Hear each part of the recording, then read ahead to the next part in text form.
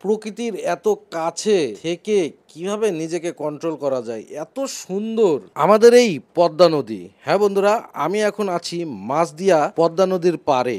মাছদিয়ার এই পদ্মা নদীর পাড়ে যদি আপনি কখনো আসেন, তাহলে এখান থেকে আপনি পদ্মা নদীর টাটকা মাছ কিনতে পারবেন, প্লাস আপনি যদি মনে করেন ধরবেন, আপনি ধরতেও পারবেন। অনেক মৎস্য শিকারীরা এই পদ্মা নদীতে জাল ফেলে বসে থাকে অথবা ছিপ নিয়ে বসে থাকে। কারণ কি জানেন বন্ধুরা, এই পদ্মা নদীর সৌন্দর্য তারা উপভোগ করে, সাথে মাছ ধরারও চেষ্টা করে। এই সৌন্দর্য আপনাদের আমি বলে বোঝাতে পারবো না। এটা শুধুমাত্র আপনাকে এখানে এসে উপভোগ করতে হবে, ঠান্ডাভাবে বসতে হবে, নিজেকে এই প্রকৃতির সাথে মিলেমিশে একাকার করে দিতে হবে। তাহলেই আপনি উপলব্ধি করতে পারবেন এই সৌন্দর্যের যথার্থতা। আপনি যদি মনে করেন এই পদ্মা নদীতে নৌকা নিয়ে ঘুরবেন, সেটাও করতে পারবেন।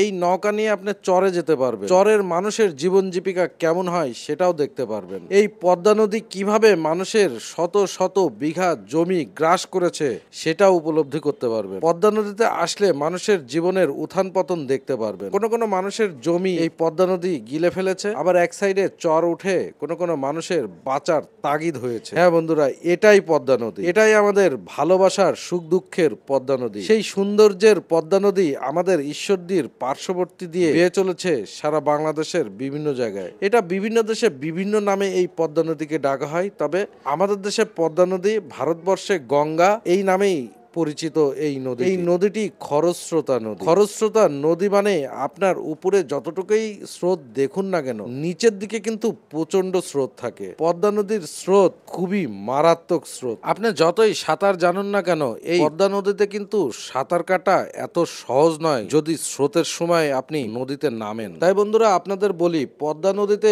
গোসল করার আগে 10 বার চিন্তা ভাবনা করে নামবেন, কারণ এখানে গোসল করা কিন্তু বিপজ্জনক। তাই সাবধানে এখানে গোসল করতে হবে। এই পদ্মা নদীতে অনেক আপনজন কিন্তু হারিয়ে যাওয়ার অনেক রেকর্ড রয়েছে। তাই বন্ধুরা, অবশ্যই সাবধানতা অবলম্বন করতে হবে। মাছদিয়া নদীর পাড়ে বিকালবেলা দাঁড়িয়ে আছি, ভালো লাগতেছে। নদীর এত সুন্দর রূপ প্রতিদিন দেখতে আসি ভাই, বিশ্বাস করবেন না, এই সুন্দর নদীকে কখনো কি মিস করা যায়? এই নদীর পানি আর কিছুদিন পর শুকায় যাবে, তখন এই নদীর চর জাগবে, অনেক কিছুই তখন চোখের সামনে থাকবে না, কিন্তু আমার যে স্মৃতিটা, এই স্মৃতিটা কিন্তু থেকে যাবে। এই যে নদীর সৌন্দর্য আমি যে দেখতে পাচ্ছি, এটা কিন্তু আমার কাছে থেকে যাবে। সো তোমরা যারা যারা এখনও আসো নাই আমাদের এই পদ্মা নদীতে মাছদিয়াতে, তারা অতি শীঘ্রই চলে আসো, খুবই ভালো লাগবে, ঘুরে মজা পাবে এখন এই মুহূর্তে আর কি।